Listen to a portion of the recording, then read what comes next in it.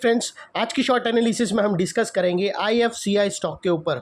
दोस्तों, ये एक गवर्नमेंट की कंपनी है और काम करती है एनबीएफसी सेक्टर के अंदर। और दोस्तों, आप लोगों को बता दूं कि पीएसयू सारी कंपनी, बहुत सारी कंपनी पीएसयू की धपाधप चल चुकी है, लेकिन कुछ चुनिंदा कंपनी जो अभी भी रैली देना बाकी है, उसमें से आईएफसीआई है, जो आपको वेल इन एडवांस इंफॉर्मेशन मिल रही है, जो कोई भी बिना पैसे के देता नहीं है।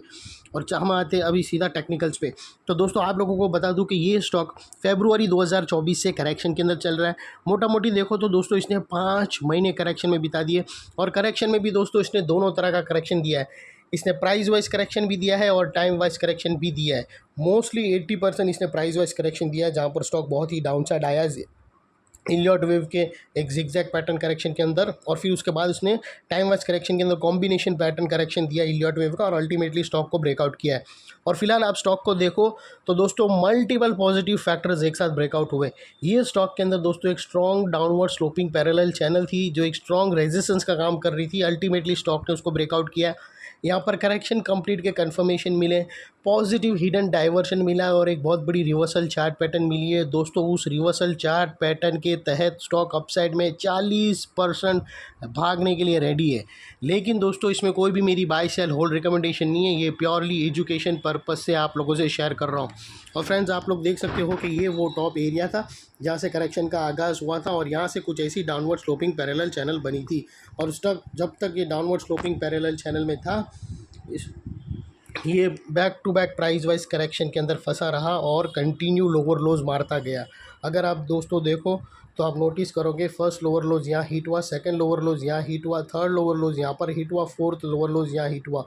और जैसे ही दोस्तों ये downward sloping parallel channel upside में ब्रेक हुए, इसने मल्टीपल हायर हाइस को एक साथ ब्रेक करके उसके above well high volume sustain closing देकर कंफर्म कर दिया करेक्शन इज़ कंप्लीटेड। यहाँ पर दो बड़ी चीज़ एक साथ हमें मिली दोस्तों। पहला तो इसने डाउनवर्ड स्लोपिंग पैरेलल चैनल को अपसाइड में ब्रेक किया, जिसकी वजह से जो गिरावट डाउन साइड स्ट्रेट आ रही थी वो रुक गई। और सेकेंडली, इसके अंदर जो कंटिन्यू चेन बनी थी हुई back to back lower lows hit होने की, वो स्टॉप होकर उसके अगेंस्ट में फर्स्ट हायर हाइज रजिस्टर्ड हुआ दोस्तों, जो कंफर्म करता है कि स्टॉक के अंदर करेक्शन कंप्लीट हो गई। यहाँ से बॉटम लग चुकी है, ट्रेंडिंग मार्केट का पहला कदम अपसाइड के लिए रख दिया है। और दोस्तों, बात कर लेते हैं डाइवर्शन का। तो दोस्तों, अगर मैं आप लोगों को आरएसआई डालकर दिखाऊं तो यहाँ पर क्लियर कट हमें पॉजिटिव हिडन डाइवर्शन मिलता है। दोस्तों, अगर आप नोटिस करो प्राइस एक्शन के जो लोअर लोस को, तो आप लोग देखोगे उसके जो लोअर लो स्विंग है वो अपसाइड में टिल्ट हो रहे हैं फ्रेंड्स। और वही अगर आप आरएसआई के देखो लोअर लोस, तो वो डाउन साइड में टिल्ट हुए और यहाँ से ब्रेकआउट किया है पॉजिटिव हिडन डाइवर्शन ने, जो स्टॉक के अंदर एक अपसाइड मोमेंटम पंप करेगा। और से फ्रेंड्स, सेकेंडली देख लेते हैं यहाँ पर चार्ट पैटर्न की। तो दोस्तों, ज़बरदस्त चार्ट पैटर्न मिली है। और दोस्तों, ये कोई छोटी मोटी चार्ट पैटर्न नहीं है, ये बहुत बड़ी चार्ट पैटर्न मिली है दोस्तों।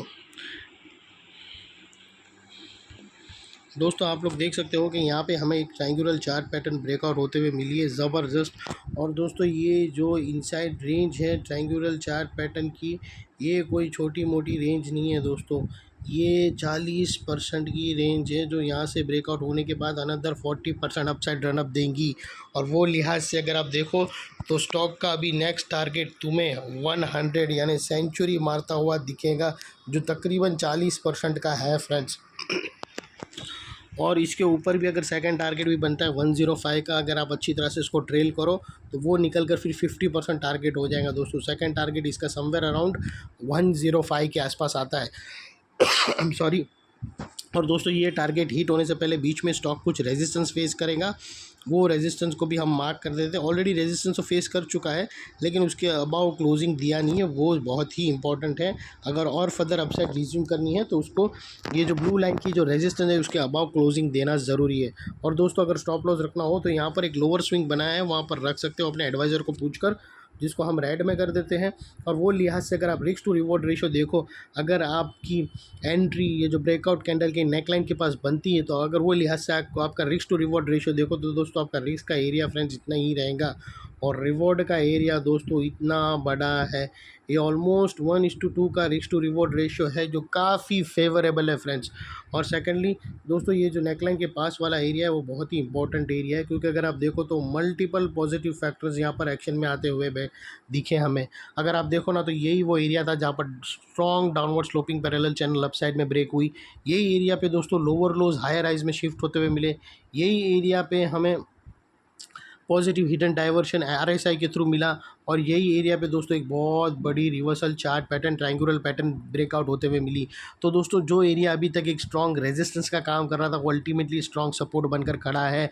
और जैसे ही स्टॉक अपसाइड जाएंगा और इनकेस अगर प्रेशर फेस करके वो वापस नीचे आया डाउन साइड में नेकलाइन को रीटेस्ट करने, तो दोस्तों ये एरिया सामने आके एक स्ट्रॉन्ग सपोर्ट का काम करेगा और स्टॉक को अपसाइड में पुश करेगा। और इतने बड़े स्ट्रॉन्ग सपोर्ट के नीचे हमारा स्टॉप लॉस है जो आसानी से हिट नहीं होगा। लेकिन बाय एनी चांस अगर क्लोजिंग बेसिस पे हो जाता है तो दोस्तों नो इफ़ नो बट सीधा स्टॉप लॉस देकर तुम्हें ट्रेड को क्लोज कर देना चाहिए। ये थी हमारी एनालिसिस। अच्छी लगी तो प्लीज़ मेरी चैनल को लाइक शेयर सब्सक्राइब करना और अपने फैमिली फ्रेंड्स रिलेटिव को ज़रूर शेयर करना। और दोस्तों ये स्टॉक को ज़रूर अपने रडार पे रखना। Thank you.